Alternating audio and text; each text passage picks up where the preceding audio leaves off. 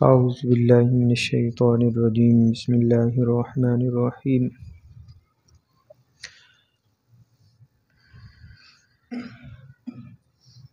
عم یتساءلون عن النبأ العظیم الذی هم فیہ مختلفون کلا سیعلمون ثم کلا سیعلمون الم نجعل الارض مہادا والجبال أوتادا وخلقناكم أزواجا وجعلنا نومكم سباتا وجعلنا الليل لباسا وجعلنا النهار معاشا وبنينا فوقكم سبعا شدادا وجعلنا سراجا وهاجا وأنزلنا من المعصرات ماء ثجاجا لنخرج به حبا ونباتا وجنات ألفافا ان یوم الفصل کان میقاتا۔ صدق اللہ العظیم۔ سورہ نبا کی ابتدائی 17 آیات کے ترجمہ و تفسیر پر مشتمل ہے آج کا درس قرآن، اور سورہ نبا سے 30ویں پارے کا جو ہے آغاز ہو رہا ہے۔ اللہ تعالیٰ نے یکے بعد دیگرے سورہ مرسلات ہے، اس کے بعد پھر سورۃ الدہر ہے، سورۃ القیامہ ہے۔ متعدد صورتوں میں اللہ نے قیامت کے حالات کو بیان فرمایا اور روز جزا کے جو حالات ہیں اللہ نے بیان فرمائے۔ سورہ نبا میں بھی اللہ تعالیٰ قیامت ہی کے متعلق، روز جزا ہی کے متعلق جو ہے ارشاد فرما رہے ہیں۔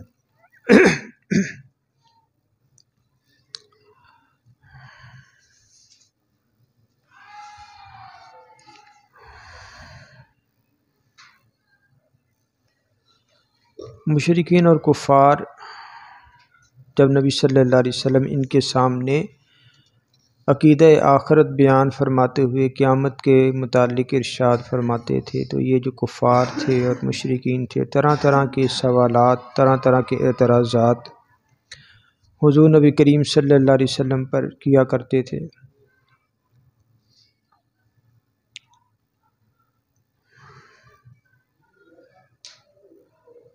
اور کوئی کہتا، قرآن میں جو ہے وہ ذکر ہے کہ کوئی کہتا متی ھذا الوعد، یہ وعدہ کب پورا ہوگا کہ قیامت آئے گی۔ دوسرا کہتا ما اظن الساعۃ قائمہ، میرا تو خیال ہے کہ قیامت قائم ہوگی ہی نہیں، قیامت آئے گی نہیں۔ کوئی کہتا ھذا اساطیر الاولین، یہ پرانے لوگوں کے، پہلے لوگوں کے قصے کہانیاں ہیں، حقیقت سے اس کا کوئی تعلق نہیں ہے۔ کوئی کہتا کہ اذا ضللنا فی الارض انا لفی خلق جدید، یعنی جب ہم زمین میں رل مل جائیں گے تو پھر دوبارہ کیسے اٹھائے جائیں گے، پیدا کیے جائیں گے۔ ہیہات لما توعدون، کہ عقل اس بات کو نہیں مانتی ہے کہ انسان دوبارہ مر کر جو ہے وہ زندہ ہو۔ یہ طرح طرح کے اعتراضات اور ان کی باتیں اللہ نے قرآن میں بیان فرمائی ہیں۔ اب اس سورہ مبارکہ میں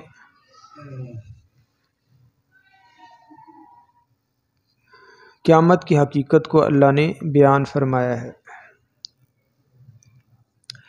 جیسا کہ میں نے پہلے عرض کی کہ اس سے پہلے سورہ مرسلات، پھر اس سے پہلے سورۃ القیامہ، دہر، یہ متعدد صورتیں گزری ہیں، اور اس صورت میں بھی قیامت کا ذکر ہے، لیکن تھوڑا انداز بیان جو ہے وہ مختلف ہے۔ سورۃ القیامہ میں اللہ تعالیٰ نے قیامت کے برپا ہونے کے بعد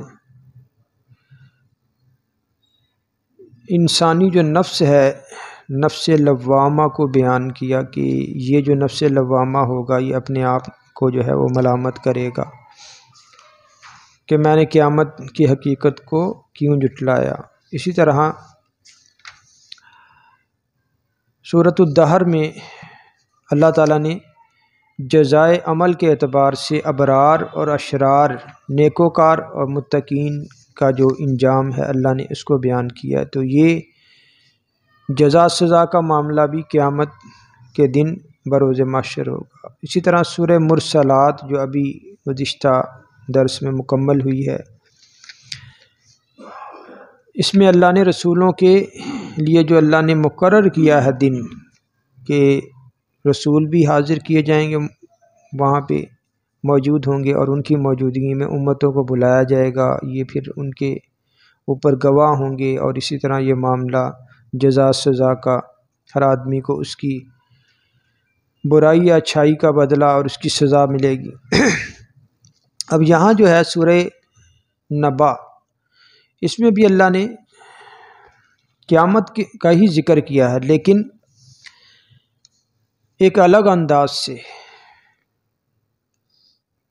وہ کیا ہے انداز؟ کہ ایک کسان یا کاشتکار کے نقطۂ نگاہ سے اللہ نے اس کو بیان کیا کہ جیسے کوئی کاشتکار زمین میں ہل چلاتا ہے، بیج بوجھتا ہے اور پھر منتظر ہوتا ہے کہ اب اناج اگے گا، پھل آئے گا، اور پھر اسے ایک دن وہ فصل کاٹنی ہوتی ہے. فرمایا ایسے ہی دنیا کی جو زندگی ہے، یہ انسان جس طرح ایک کسان اور کاشتکار فصل بیجتا ہے، بوتا ہے، اور پھر اس کو جو بیجتا ہے وہی کاٹتا ہے، تو قیامت کا دن بھی ایسے ہی ہے. دنیا دار العمل اور آخرت دار الجزا ہے. اللہ نے اس طریقے سے اس کو اس مثال کے ذریعے سے انسانی عقل کے مطابق پورا قرآن اللہ تعالیٰ نے جہاں جہاں مثالیں بیان کی ہیں وہ انسانی عقل کے مطابق ہی اللہ نے بیان کی. تو اس صورت کا نام کیا ہے؟ سورہ نبا. اس کے اور متعدد نام بھی ہیں.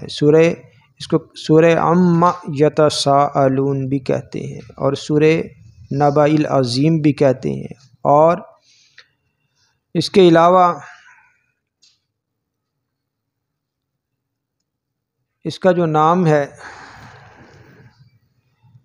اس کے سورہ تساؤل بھی کہتے ہیں، یعنی پوچھنا، سوال کرنا ایک دوسرے سے یا نبی سے.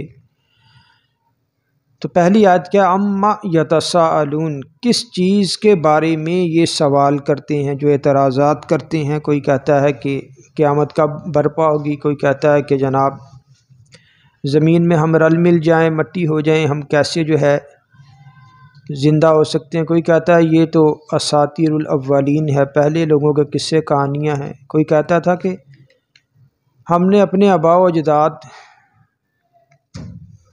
کو مرتے دیکھا لیکن کسی کو دوبارہ زندہ ہوتے تو دیکھا نہیں ہے.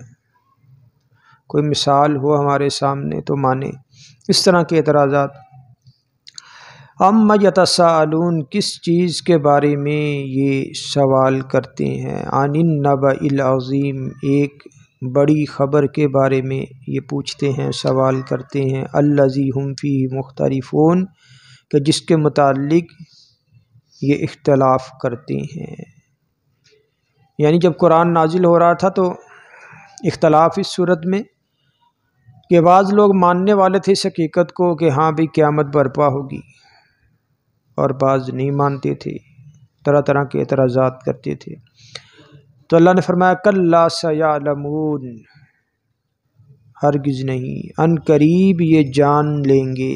ثم کلا سیعلمون، پھر ہرگز نہیں، خبردار، یہ ان قریب جان لیں گے. یعنی یہ ایسی حقیقت ہے کہ یہ برپا ہو کر رہے گی.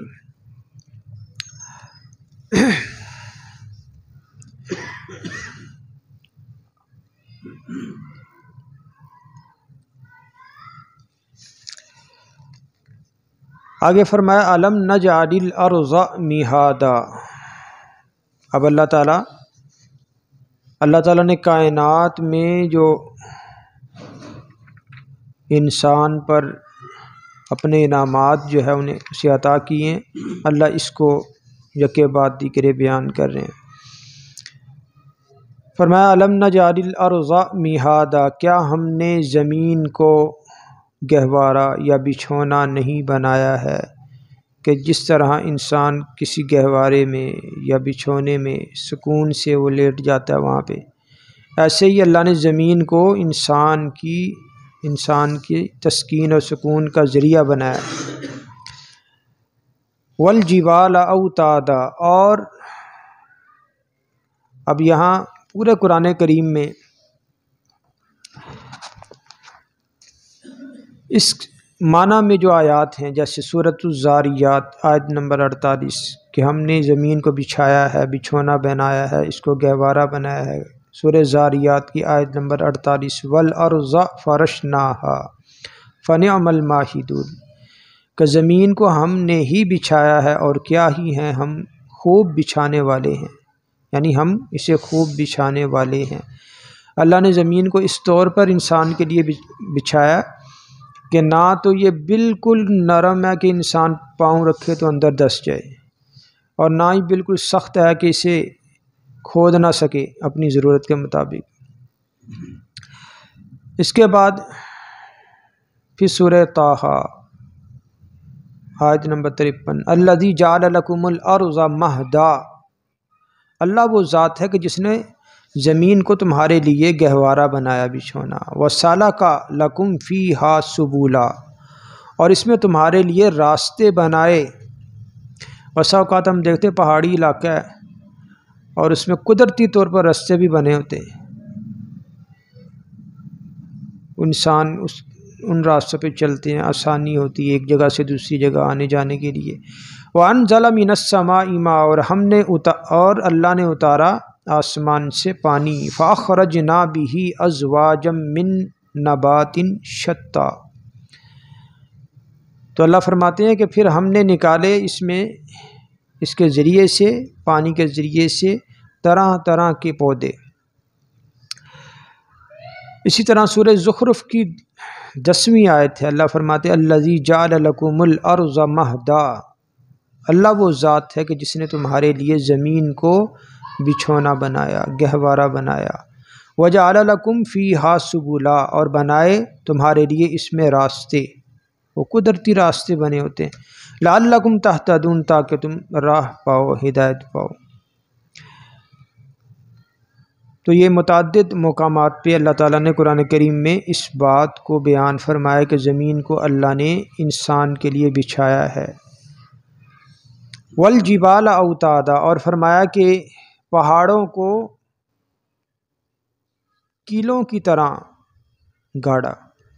روایات میں آتا ہے، ایک روایت میں آتا ہے کہ جب اللہ تعالیٰ نے زمین بنائی تو وہ ڈول رہی تھی، ہل رہی تھی، پھر اللہ کی ذات نے اس پر پہاڑ جو ہے وہ بنا دیے، پہاڑ گاڑ دیے، قائم کر دیے، تو اس کا جو ڈولنا تھا، ہلنا تھا، یہ بند ہو گیا۔ اور پہاڑوں کا پیدا کرنا یہ بھی اللہ تعالیٰ کی بڑی حکمت ہے کہ بعض وہ چیزیں کہ جو میدانی علاقوں میں نہیں ہوتی وہ پہاڑی علاقوں میں ملتی ہیں۔ چشمے ہیں، معدنیات ہیں، پہاڑی علاقوں کی اپنی وہاں کی ایسی چیزیں ہیں کہ جو میدانی علاقوں میں وہ پیدا نہیں ہوتی، تو یہاں سے پھر یہ پہاڑی علاقوں سے لوگ جو ہے وہ استفادہ حاصل کرتے ہیں۔ پہاڑوں پہ کیا ہے، بعض پہاڑ ایسے اونچے اللہ نے بنائے کہ وہاں پہ برف جو ہے، برف پڑتی ہے، پھر وہ جناب برف جم جاتی، انسان پانی نکالتا ہے نا چشم اس سے، نہروں سے، اور زمین کے نیچے سے پانی کھینچتے کنوؤں کے ذریعے سے، تو پھر جب گرمی آتی ہے، موسم گرم ہو جاتا ہے، پھر یہی پہاڑوں پہ جو برف جمی ہوتی ہے یہ پگھلنا شروع ہو جاتی ہے، اور پانی میں پھر اس پانی سے بھی لوگ جو ہے وہ استفادہ حاصل کرتے ہیں۔ تو اللہ نے فرمایا والجبال اوتادا، اور پہاڑوں کو کیا کیا، کیلوں کی طرح جو ہے وہ گاڑا۔ اوتاد کا لفظ دو جگہ اللہ نے قرآن کریم کی دیگر صورتوں میں بیان فرمایا، ایک سورہ صاد آیت نمبر 12، کذبت قبلہم قوم نوح وعاد، کہ جٹلایا ان سے پہلے قوم نوح اور قوم عاد نے، وفرعون ذو الاوتاد، اور فرعون نے بھی جو کہ کیلوں والا تھا۔ اور اسی طرح سورہ فجر کی 10ویں آیت، وفرعون ذی الاوتاد، یعنی فرعون کے ذکر میں اللہ نے اوتاد کا جو لفظ ہے یہ ارشاد فرمایا۔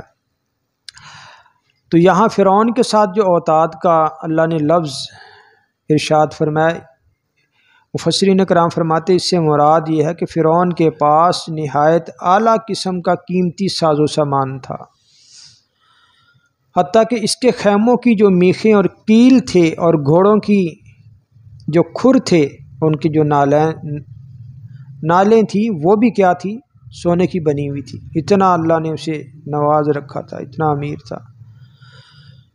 اور بعض فرماتے اللہ تعالیٰ نے فرعون کے ساتھ فرعون کو کیلوں والا کہا، وہ اس وجہ سے کہا کہ وہ اتنا جابر، اتنا ظالم تھا کہ جس کو سزا دیتا تھا تو وہ اس کو لٹا کے اس کے ہاتھ اور پاؤں پہ وہ کیل گاڑ دیتا تھا، پھر اس کو وحشیانہ طریقے سے اس کو ہلاک کرتا تھا، مارتا تھا، اتنا ظالم تھا۔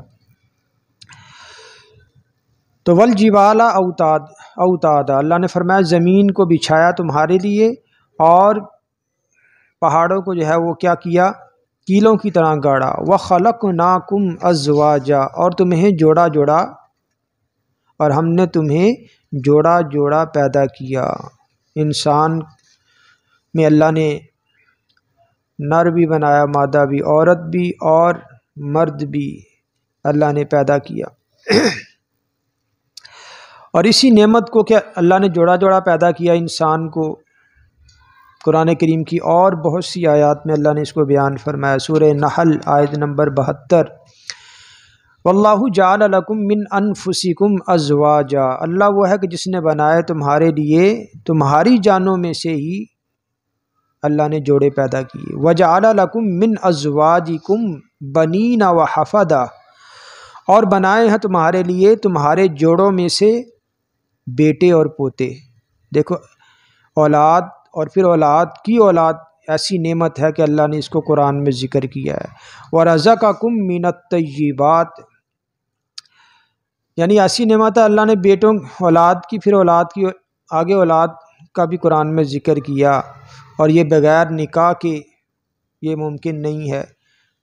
تو اس کا معنی یہ ہوا کہ جو مجرد رہتے ہیں، شادی نہیں کرتے، نکاح نہیں کرتے، وہ اللہ کی بہت بڑی نعمت کا وہ انکار کر رہے ہوتے۔ خیر، وَرَزَقَكُم مِّنَ الطَّيِّبَاتِ، اللہ فرماتے ہیں اور روزی بخشی تمہیں پاکیزہ چیزوں سے۔ جانور تو ہے نا کہ جناب وہ زمین سے ہی چگ رہا ہوتا ہے، ہم دیکھتے کہیں ایسے کوڑے کرکٹ کا ڈھیر ہوتا ہے، بیچارے وہ کتے اللہ کی مخلوق ہے، بس ان کی فطرت ہے، ویسے ہی کھا رہے ہیں۔ گھوڑے اور گدھے وغیرہ، بیل بکریاں وغیرہ وہ نیچے جھک کے جناب زمین سے ہی کھا رہے ہوتے ہیں، لیکن اللہ نے دیکھو انسان کا کیسا پاکیزہ رزق اس کو دسترخوان پہ رکھ کے جناب اللہ نے تو اس لیے فرمایا کمائی بھی پاکیزہ ہو، رزق پاکیزہ ہو، اور پاک چیزیں اللہ نے اس کو کھانے کا حکم دیا۔ ہاتھ کے ذریعے سے انسان کھاتا ہے، بسم اللہ پڑھ کے کھاتا ہے۔ افبالباطل یؤمنون وبنعمت اللہ ہم یکفرون، فرمایا کہ کیا یہ لوگ باطل پر یقین رکھتے ہیں اور اللہ کی نعمت کے ساتھ انکار کرتے ہیں۔ تو یہاں بھی کیا ہے، اللہ نے جو انسان کو جوڑا جوڑا پیدا کیا یہاں پہ اللہ نے بیان فرمایا۔ اسی طرح سورہ فاطر، یہ سورہ یاسین سے پہلے کی صورت ہے، واللہ خلقکم من تراب، اللہ نے تمہیں مٹی سے پیدا کیا، یعنی انسان اول حضرت آدم علیہ السلام کو اللہ نے مٹی سے، ثم من نطفہ، پھر پانی کے قطرے سے، اس کے بعد جتنے بھی انسان آئے مادہ منویہ پانی کے قطرے سے اللہ نے انہیں پیدا کیا۔ اما حوا حضرت آدم علیہ السلام سے ہی اللہ نے پیدا کی، ان کی پسلی سے۔ ثم جعلکم ازواجا، پھر اللہ نے تمہیں جوڑے جوڑے بنایا۔ وما تحمل من انثى ولا تضع الا بعلمه، اور کوئی کوئی مادہ بھی جو کوئی حمل ہوتا ہے اور جو کچھ وہ جنتی ہے اللہ وہ سب اللہ کے علم میں ہوتا ہے۔ کوئی بھی مادہ کہ وہ جو حاملہ ہوتی ہے وہ اللہ کے علم میں ہوتا ہے اس کے پیٹ میں کیا ہے، اور جو جب جن لیتی ہے اللہ پھر اس کو بھی جانتا ہے۔ فرمایا کہ وما یعمر من معمر ولا ينقص من عمره الا فی کتاب، اور کسی عمر رسیدہ کو جتنی عمر دی جاتی ہے، بوڑھا ہو جاتا ہے انسان، اور اس کی عمر میں جو کمی ہوتی ہے جتنی وہ گزار چکا، وہ سب ایک کتاب میں درج ہے، وہ اللہ کے پاس، اللہ کو اس کا علم ہے کہ اس نے کتنی عمر گزار لی اور کتنی باقی ہے، اور اس نے کب یہاں سے رخصت ہونا ہے۔ ان ذالک علی اللہ یسیر، یہ بات اللہ پر بڑی آسان ہے۔ تو یہاں اس آیت میں بھی اللہ نے تخلیق کو بیان کیا اور فرمایا جوڑے جوڑے پیدا کیا۔ سورہ شورى آیت نمبر 11، فاطر السماوات والارض، اللہ زمین و آسمان کا پیدا کرنے والا ہے۔ جعل لکم من انفسکم ازواجا، کہ اللہ نے تمہاری جنس سے جوڑے پیدا کیے۔ ومن الانعام ازواجا، اور یہ جو چپائے ہوتے ہیں مویشی ان کے بھی اللہ نے فرمایا ہم نے جوڑے جوڑے پیدا کیے۔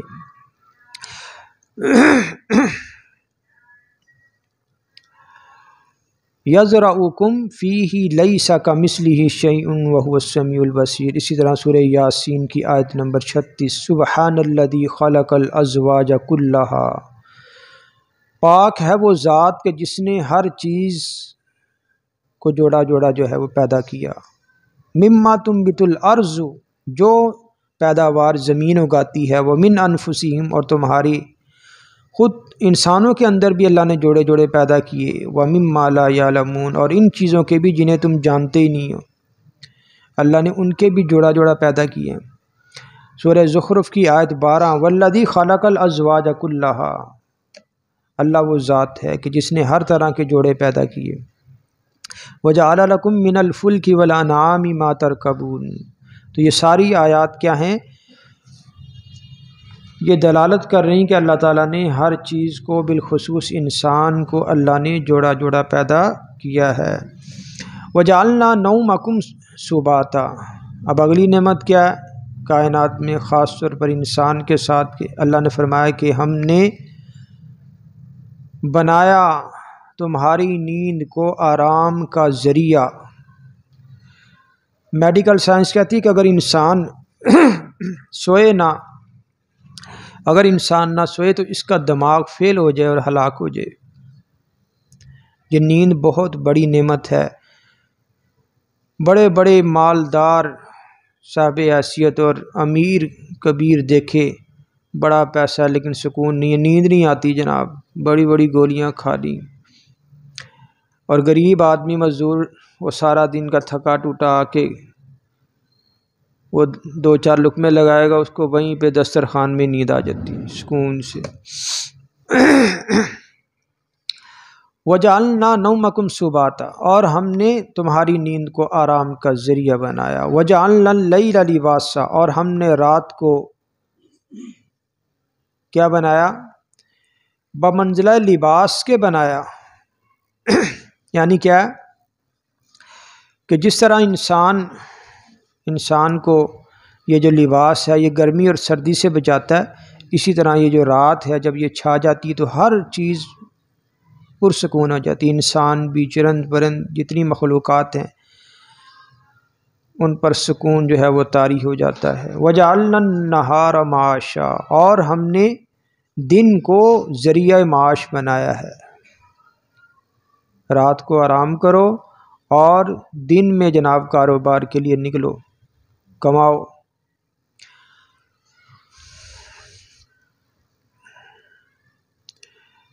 تو اللہ نے رات کو کیا کیا؟ نیند کو آرام کا ذریعہ، رات کو اللہ نے بمنزلہ لباس کے بنایا۔ تو یہ عام عوام کے لیے ہے۔ اللہ کے بعض خاص بندے ایسے ہیں کہ جب رات آتی ہے، رات چھا جاتی تو انہیں پھر نیند میں سکون نہیں ملتا، وہ پھر جب تک اللہ کے سامنے کھڑے نہ ہو جائے مصلی پہ انہیں سکون نہیں ملتا۔ یہ اللہ کے خاص بندے ہوتے ہیں۔ وجعلنا النہار معاشا، اور ہم نے دن کو کیا بنایا؟ ذریعہ معاش۔ آج اس کے الٹ ہو گیا ہے، دن میں لوگ جناب سو جاتے ہیں، رات کو جناب عصر مغرب ہوتی دکانیں کھلتی، فجر کے ٹائم بند ہو جاتا ہے۔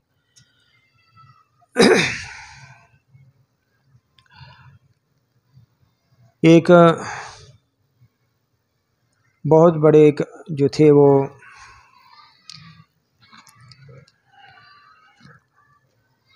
اللہ والے تھے، اولیاء اللہ میں سے ابراہیم بن ادہم، ان کے پاس آئے شفیق بلخی، یہ بھی اپنے وقت کے بہت بڑے اللہ کے ولی تھے، لیکن دونوں ہم عصر تھے۔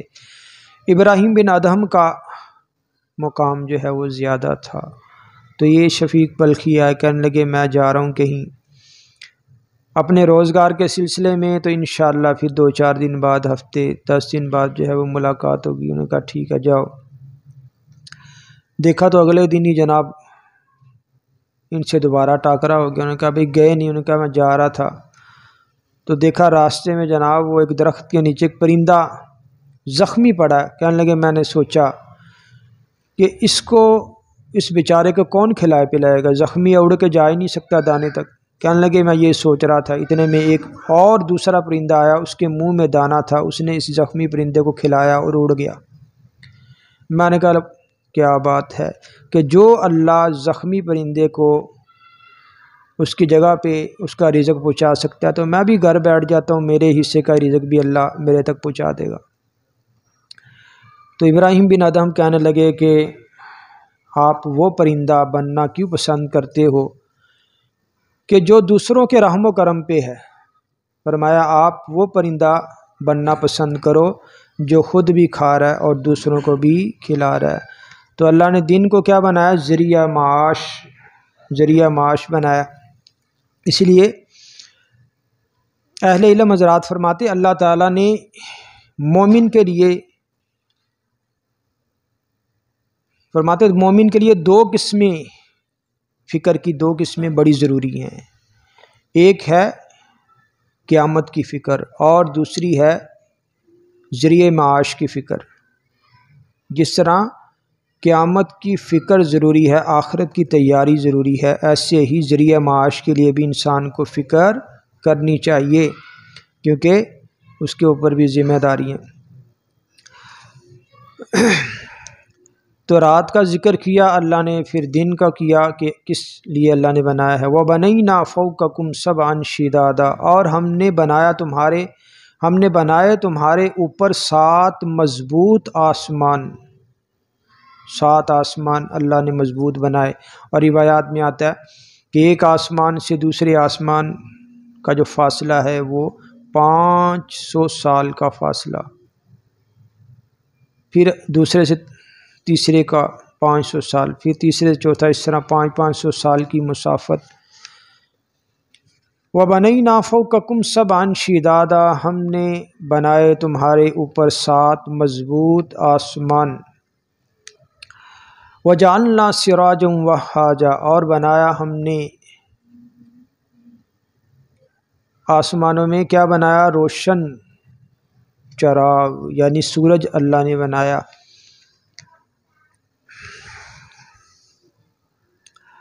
زمین کے مقابلے میں سورج بہت بڑا ہے، اور اب تک بعض سیارے اس کائنات میں سورج سے بھی جو دسیوں اور بلکہ سینکڑوں گنا سورج سے بھی بڑے بڑے سیارے اب تک دریافت ہو چکے ہیں، اتنی بڑی کائنات ہے۔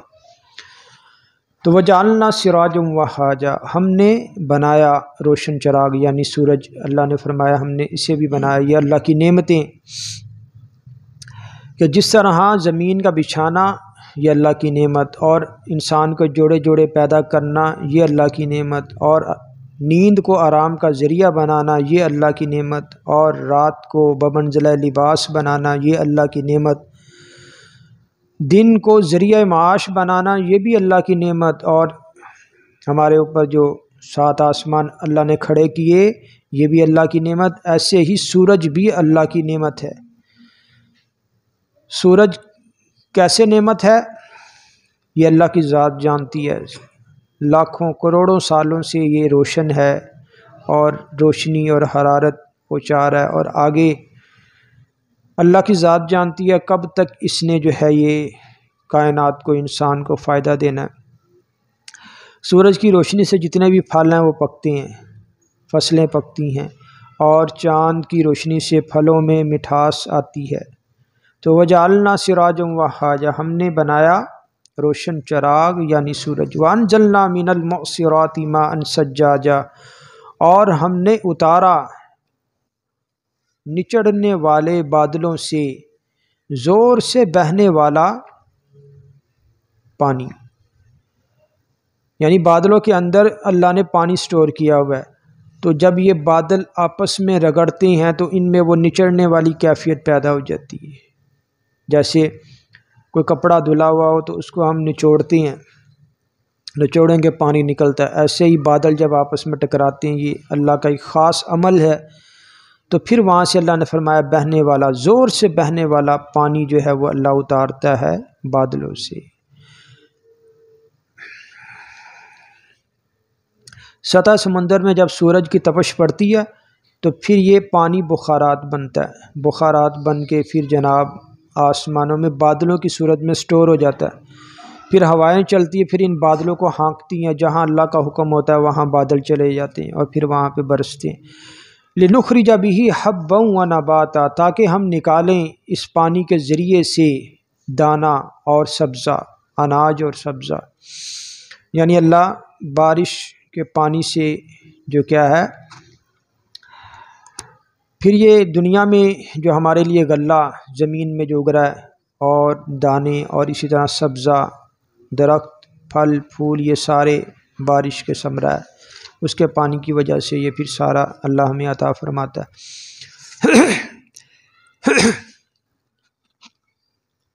تو قرآن کریم میں بارہا اور بہت سے مقامات پہ اللہ نے اس کو بیان فرمایا ہے کہ اللہ تعالیٰ کیسے زمین میں سبزہ پیدا کرتا ہے۔ سورہ انعام ہے، اس کے علاوہ سورہ یاسین، سورہ عبس کی آیت نمبر 27، فَأَنبَتْنَا فِيهَا حَبًّا، زمین میں ہم نے اناج اگایا۔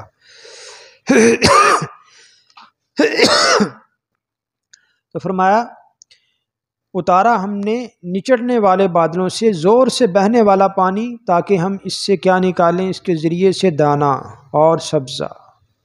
وَجَنَّاتٍ الْفَافًا، اور گھنے باغات۔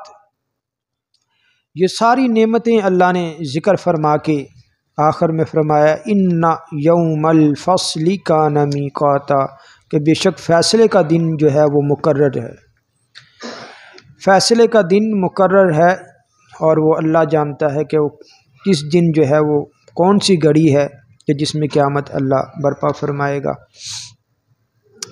تو انعامات اللہ نے اپنے ذکر فرمائے اور آخر میں کیا فرما دیا، ان یوم الفصل کان میقاتا، کہ فیصلے کا جو دن ہے وہ کیا ہے، وہ ایک دن مقرر ہے۔ اب آگے کی آیات میں اللہ تعالیٰ اس فیصلے کے دن میں جو حالات درپیش آئیں گے اور اللہ تعالیٰ جو نیک ہیں اور جو بدکار ہیں ان کے ساتھ کیا معاملہ فرمائیں گے، اللہ تعالیٰ آگے کی آیات میں اس چیز کو جو ہے وہ بیان فرمائیں گے۔ باقی ماہ رمضان کے متعلق پہلے بھی میں عرض کر چکا،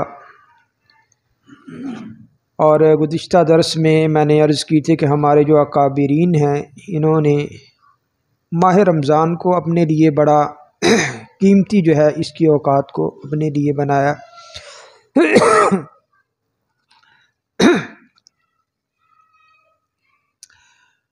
حضرت شداد کے تابعی تھے یا ایک تبع تابعی تھے، ان کے بارے میں آتے ہیں رات بھر کروٹیں بدل کر صبح کر دیتے تھے، یعنی جاگتے رہتے تھے اور کہتے تھے یا اللہ آگ کے ڈرنے سے میری جو ہے وہ نیند اڑ گئی، آگ کے ڈر نے میری جو ہے وہ نیند اڑا دی۔ اسود بن یزید یہ بھی ایک بزرگ تھے، رمضان میں مغرب اور عشاء کے درمیان تھوڑی دیر کے لیے سوتے، بس مغرب اور عشاء کے درمیان یعنی عشاء کی نماز سے پہلے، تراویحوں سے پہلے تھوڑی دیر سو لیتے، باقی سارا دن جاگتے۔ اسی طرح ابراہیم بن ادہم رحمہ اللہ، جن کا میں نے ابھی ذکر خیر کیا، ان کے بارے میں آتا ہے یہ رمضان میں نہ دن میں سوتے تھے نہ ہی رات کو سوتے، دن بھی جاگ رہے رات بھی جاگ رہے۔ امام شافعی کے بارے میں آتا ہے ماہ رمضان میں دن رات کی نمازوں میں 60 قرآن پاک ختم فرماتے تھے، یعنی روزانہ 2 قرآن پاک۔ اسی طرح مولانا رشید احمد گنگوہی اور شاہ عبد الرحیم رائے پوری، مولانا اشرف علی تھانوی، مولانا حسین احمد مدنی رحمہ اللہ، مولانا حاجی امداد اللہ مہاجر مکی رحمہ اللہ، شیخ الہند مولانا محمود الحسن اور مولانا شیخ الحدیث مولانا زکریا کاندلوی صاحب، ان حضرات کا بھی کیا ہے رمضان کے اوقات میں بڑا ان کا اہتمام تھا عبادت کرنے کا۔ تو یہ ہمارے اکابرین کا جو ہے یہ عمل ہے۔ اللہ تعالی ہمیں بھی ایسا شوق جذبہ